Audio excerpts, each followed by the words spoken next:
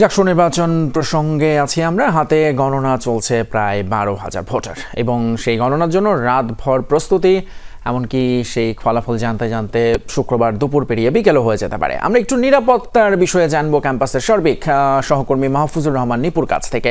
নিপু, যেহেতু রাতভর ভোট গণনা চলবে এবং এরই মধ্যে আমরা দেখেছি যে অনেকেই ভোট বয়কট করেছে, সার্বিক পরিস্থিতি কি ক্যাম্পাসের নিরাপত্তা সহ কোনো রকম আশঙ্কা রয়েছে কিনা শিক্ষার্থীদের মধ্যে, একটু বিস্তারিত জানাবেন।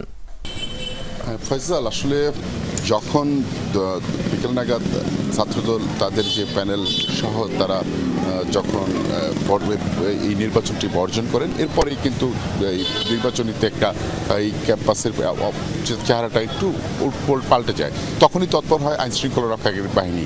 আমরা দেখেছি এই মুহূর্তে যে আইনশৃঙ্খলা রক্ষাকারী বাহিনীর যে সদস্যরা রয়েছেন সেটি কিন্তু একেবারে পুলিশ, বিজিবি, র্যাব, ডিবি সব ধরনের আইনশৃঙ্খলা রক্ষাকারী বাহিনী কিন্তু তারা কাজ করেছেন। আপনি জানেন বিশ্ববিদ্যালয়ের যে 12টি গেট রয়েছে, এই 12টি গেটেই কিন্তু আমরা দেখেছি অতিরিক্ত একেবারে অন্যান্য সময় যে সকল নিরাপত্তা থাকে তার চেয়ে বেশি জোরদার করা হয়েছে। আমরা এখানে পুলিশের ঊর্ধ্বতন কর্মকর্তাদের দেখেছি, তারা এখানে এসছেন এবং তারা তদারকি করছেন। এছাড়াও গেটগুলোতে যারা বহিরাগত আসতে না পারে সেই বিষয়টা কিন্তু একেবারে কড়াকড়ি আমরা দেখেছি। এবং যে সিনেট ভবন রয়েছে, বিসি ভবন, গুরুত্বপূর্ণ যে সকল পয়েন্টগুলো রয়েছে সেখানে কিন্তু আইনশৃঙ্খলা রক্ষাকারী বাহিনীরা সতর্ক অবস্থাতে রয়েছে।